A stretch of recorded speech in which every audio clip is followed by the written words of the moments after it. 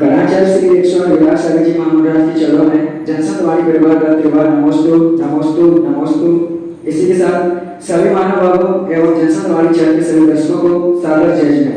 आप देख रहे हैं जनसंघवाणी चैनल के माध्यम से मन की बात मनीषी वर्मा सागर जी के साथ का कार्यक्रम प्रतिदिन शाम 5 बजे दिखाया जाता है। आज का यह कार्यक्रम श्री 1000 चंद्रपुर दिगंबर जैन मंदिर मैनवा जिला ललितपुर उत्तर प्रदेश से प्रसारित किया जा रहा है। आज के इस कार्यक्रम को नाचक परिवार श्रीमती कुसुम जैन, श्रीमान शोभाराम शास्त्री, श्रीमती रोशनी, श्री मयंक जैन, कुमारी रश्मि जैन ककरवा जिला टीकमगढ़ मध्य प्रदेश ने सौभाग्य प्राप्त किया है। इनके सौभाग्य की जनसंघवाणी परिवार अनुमोदना करता है। इसी के साथ चलते हैं मनीषी के चरणों में, करते हैं त्रिकाल नमोस्तु हे स्वामी, नमोस्तु नमोस्तु नमोस्तु। यहाँ पर सर्वप्रथम प्रश्न सुषमा जैन जवेरा दमोह वालों ने पूछा है नराश्री कि मेरा प्रश्न यह है कि मेरे यहाँ नीम का पेड़ लगा हुआ है, 15 साल पुराना हो चुका है। अब इस जगह पर मकान बनवाना चाहते हैं, क्या तो इस पेड़ के काटने से पाप लगेगा? अगर लगेगा तो उसके लिए क्या उपाय है, इसका हल करें।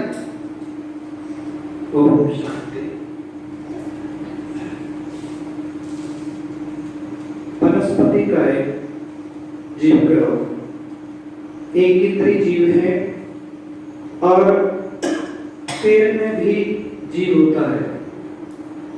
काटोगे तो दोष तो लगेगा, पाप तो लगेगा।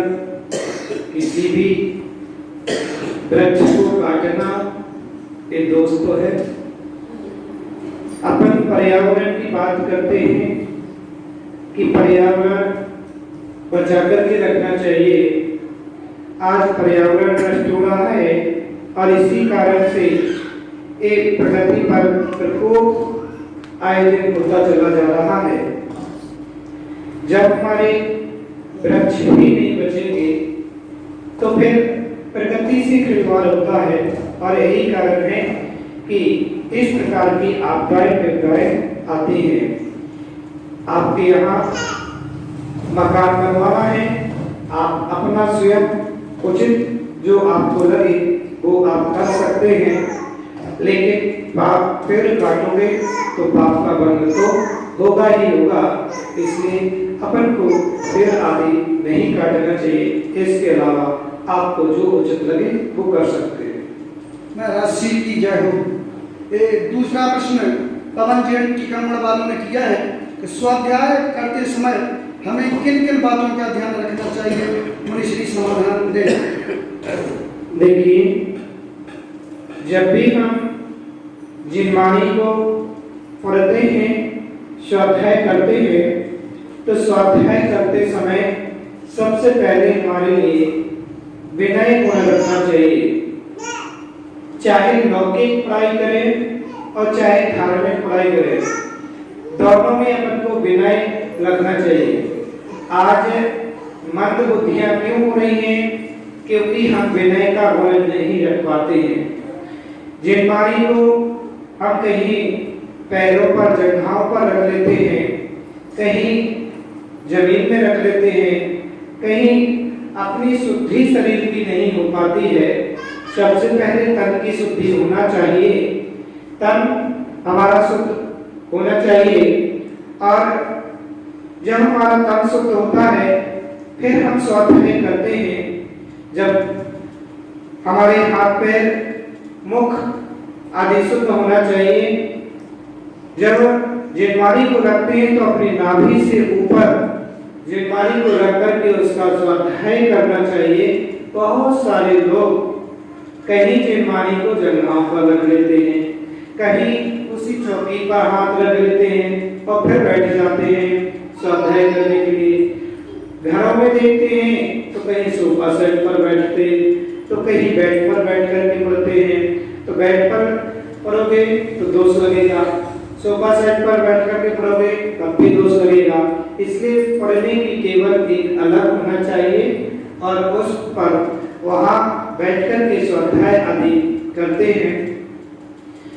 स्वाध्याय में सबसे पहले विनय गुण और यही कह रहे हैं कि अपने हाथ पैरों में पूरा शुद्धि का ध्यान रखना। बहुत सारे पहले छोटे में बच्चे ऐसे करते थे कि पुस्तक को पलटाना है तो वो फूंक लगा लिया करते थे और फिर पेज को पलटाते थे, तो उसमें भी आपको 11 वर्णी कर्म का दोष लग रहा है। और बहुत सारे लोग स्वाध्याय करते हैं तो पेज के ऊपर उसको मोड़ देते हैं, कहीं उसको पलटा देते हैं। स्वाध्याय करने के समय भी है, कौन से समय स्वाध्याय करना चाहिए, कब स्वाध्याय करना चाहिए, इस स्वाध्याय के काल भी कहे गए हैं। ऐसा आचार्य भगवती आराधना ग्रंथ में शिवकोटि मुनिराज ने वहां पर वर्णन भी किया है कि यदि स्वाध्याय करते समय हमने काल का ध्यान नहीं रखा, हमने समय का ध्यान नहीं रखा, तो वो स्वाध्याय हमारे लिए हानिकारक भी हो सकता है, पीड़ा को देने वाला भी हो सकता है, पुण्य की जगह पाप बंद होता है। इसलिए जब भी हम जिनवाणी को पढ़ें, स्वाध्याय करें, जैसे कि स्वाध्याय करने के लिए बताया सामायिक के समय स्वाध्याय नहीं किया जाता है। सुबह ब्रह्म मुहूर्त में 5 बजे से लेकर के 6 बजे तक, 4:30 से लेकर के 6 बजे के बीच में स्वाध्याय नहीं किया जाता है। ये जो समय है ये भगवान की देशना का समय रहा और इन देशनाओं के समय में स्वाध्याय नहीं, सामायिक करिए, चिंतन करिए, आप जाप करिए, स्तुति पढ़िए। स्तुति तो पढ़ सकते हैं, जैसे भक्तांबर पाठ है, एक स्तुति है, मेरी भावनाएं 12 भावनाएं, स्तुति पाठ है, एक पाठ पढ़ सकते हैं। लेकिन स्वाध्याय के लिए निषेध किया है कि ऐसे समय में स्वाध्याय ना करें। दोपहर में 12 बजे से 1 बजे के बीच में, शाम को संध्या काल के समय 6 से 7 के बीच में स्वाध्याय ना करें। रात्रि 12 से 1, ये 4 समय जो है ये भगवान की देशनाओं के समय।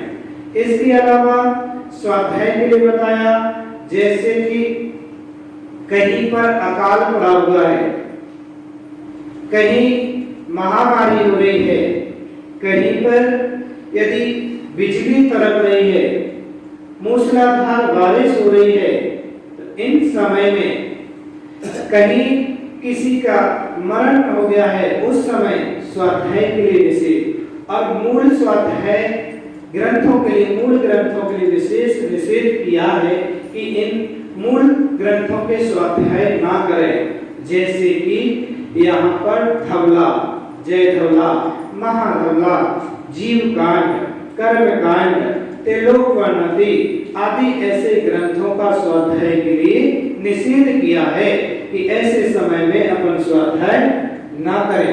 यदि स्वाध्याय करते हैं तो उसका दुष्प्रभाव अपने जीवन में, उस जो हमारी समाधि संलेखना का लक्ष्य है, वो समाधि संलेखना के लक्ष्य से हम भटक भी सकते हैं, बुद्धि भी मंद हो जाया करती है।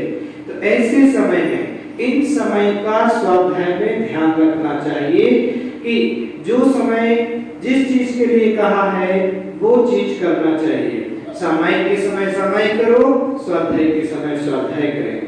स्वाध्याय करते समय आपके लिए और चीजों के लिए भी ध्यान रखना कि जहां पर ज्यादा शोरगुल हो रहा है, मीन्स जहां पर बहुत ज्यादा हल्ला हो रहा है, कहीं किसी का मरण हो रहा है, रोना हो रहा है, और तुम स्वाध्याय करने बैठोगे तो अर्थ का अनर्थ भी लगा सकते हो, शब्दों का अर्थ का अनर्थ भी हो सकता है। इसलिए उसके निषेध किया है। इन समय के लिए इसलिए निषेध किए हैं कि जैसे बिजली तड़प रही है, तो अभी आप बिजली तड़पेगी तो सबका ध्यान कहाँ जाएगा? बिजली की ओर, बार बार बाहर की तरफ जाएगा। बिजली तड़प रही तो माइंड चेंज होगा, तो आपका जो स्वाध्याय चल रहा था उसमें उपयोग बंद हो गया। तो स्वाध्याय करते समय इन सब बातों का ध्यान रखना। स्वाध्याय के 5 भेद हुआ करते हैं और स्वाध्याय के 5 भेदों में यदि आपका नियम है कि स्वाध्याय करना है, लेकिन आपके पास समय ऐसा है कि आपको कहीं जाना है, आप पुस्तक नहीं है और आपका नियम है स्वाध्याय करने का, आपके पास जिम्मानी नहीं है, तो भी स्वाध्याय हो सकता है। वाचना, रचना, अनुपेक्षा, आज्ञाएं, धर्मोपदेश, ये जो स्वाध्याय के भेद है, इन भेदों में यदि आपने एक दूसरे से चर्चा भी कर ली, तत्व चर्चा ज्ञान की, तो वो स्वाध्याय आपका हो गया। यदि किसी मुनिराज के प्रवचन सुन लिए तो भी आपका स्वाध्याय का नियम हो गया। यदि आपके लिए जो विषय याद है उसका मनन कर लिया, चिंतन कर लिया, तब भी आपका स्वाध्याय हो गया। इन स्वाध्यायों में 5 प्रकार के स्वाध्याय में अपने स्वाध्याय को किसी भी तरीके से कर सकते हैं। कुछ लोग स्वाध्याय तो करते हैं लेकिन स्वाध्याय के अर्थ को नहीं जानते हैं। स्वाध्याय का मतलब होता है प्राचीन आचार्यों के द्वारा प्रेरित जो ग्रंथ हैं, उन ग्रंथों का स्वाध्याय करना। और उन ग्रंथों का स्वाध्याय करते समय जब अपन ने एक शास्त्र का विस्तार किया है तो किसी न किसी वस्तु का त्याग करना चाहिए जब तक वो शास्त्र पूरा ना हो जाए। कुछ लोग करते हैं कि आ जाए तो इस अलमारी में से एक पुस्तक उठाई, एक पेज पढ़ा, कल दूसरी पुस्तक उठाई, उसमें से एक पेज पढ़ लिया। अलग जितने दिन आए हैं अलग अलग तरीके से एक एक पेज पढ़ते हैं, तो इस स्वाध्याय का आपका क्रम नहीं है। स्वाध्याय के क्रम से जो स्वाध्याय है वो क्रम से पढ़ना। प्रधान ग्रंथ से शुरुआत करें, प्रधान ग्रंथ के पहले स्वाध्याय करें, क्योंकि प्रधान ग्रंथ